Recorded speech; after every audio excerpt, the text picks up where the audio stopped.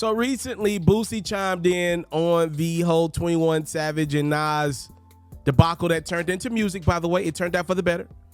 Boosie, in his latest installment with the Vlad TV series, agreed with 21 Savage's original statement that Nas and Jay-Z are not necessarily relevant music. He said Jay-Z's not relevant this day for music. Now, if you're going to say Jay-Z's relevant and Nas ain't relevant, then no. Just when I go to these clubs in Atlanta, these 25 to 35 clubs, I'm not hearing Nas and I'm not hearing Jay-Z. It's not one or the other. I'm outside, I be everywhere, and it's not one or the other. Jay-Z is respected by these people for being the boss that he is. When Jay-Z flash across the screen, it's something with $1 billion, $500 billion, $200 billion. When them young niggas see him, it ain't his songs flashing across no social media. It's his hustle. He got hustle. So I wanted to go backwards real quick before I give my opinion on what Boosie had to say. There is a thing between Boosie and Jay-Z, at least on Boosie's side. I'm not sure if Jay feels the same way, but remember a few years ago when Jay-Z dropped that 444 album, and I believe Boosie was on Vlad again. Remember when Jay had the line, I think it went along the lines of, y'all on the gram flexing money to y'all ear. There's a disconnect. We don't call that money over here. Remember when Boosie said, in Louisiana, Jay-Z words don't fly. If you're trying to get the Jay-Z money, you shouldn't put stacks to your ear. Jay-Z, don't tell me what to do. I don't know what about you, but he doesn't tell me what to do. I got love for Jay-Z, but y'all telling me I shouldn't put stacks in my ear if Jay-Z says it? These Louisiana dudes don't rock like that. If Jay-Z tell you to jump off the Eiffel Tower, you go jump. Jay-Z don't run the South. I'm still holding money to my ear. You can never get mad at Boosie because Boosie never disappoints. He is a content galore. I am thankful for the Boosie Vlad TV series because it does nothing but provide content for my platform. I got to be honest with you. And great hip-hop debates. So what Boosie is saying about Jay-Z, I have to be honest with you guys. Now keep in mind, I've lived in the South pretty much my whole life. A little bit I was on the East Coast for a few months, but mostly I've lived in the South. I'm a kid from Memphis, Tennessee. When I went to clubs younger and in my profession, in my life now, you don't hear Jay-Z music like that. As a matter of fact, the one East Coast rapper that I know without a shadow of a doubt that I'm going to hear, no matter what bar, party, or whatever club that I'm in that's playing hip hop music, the one artist that I know I'm going to hear, no matter what, is that Meek Mill's Dreams and Nightmare. No matter what, that intro is going to get played.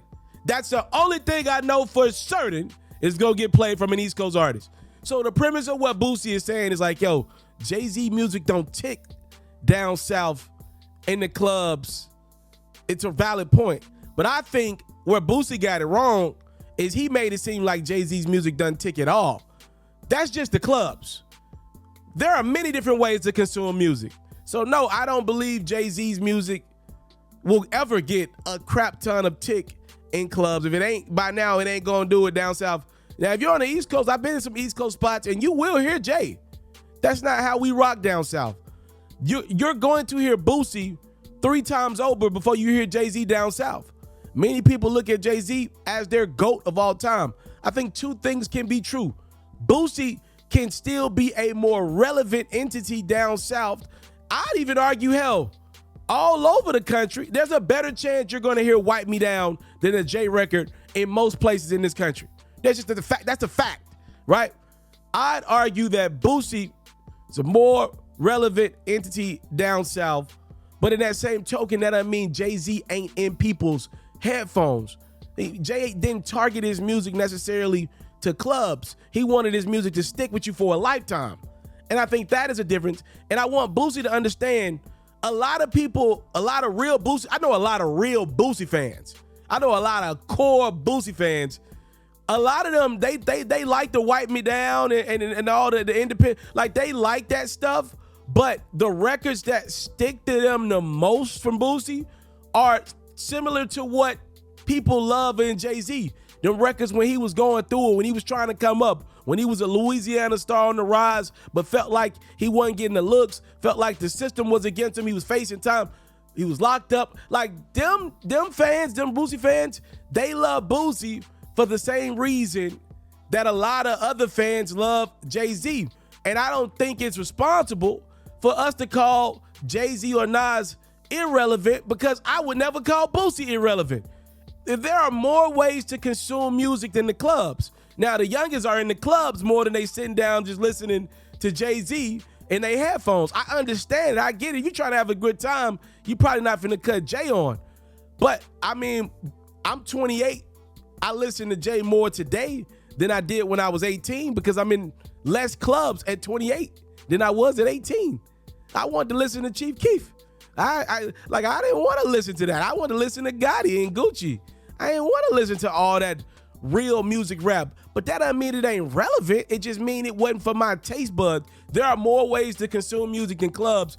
We got to get out of the notion that only club music makes you relevant. I don't agree with that one.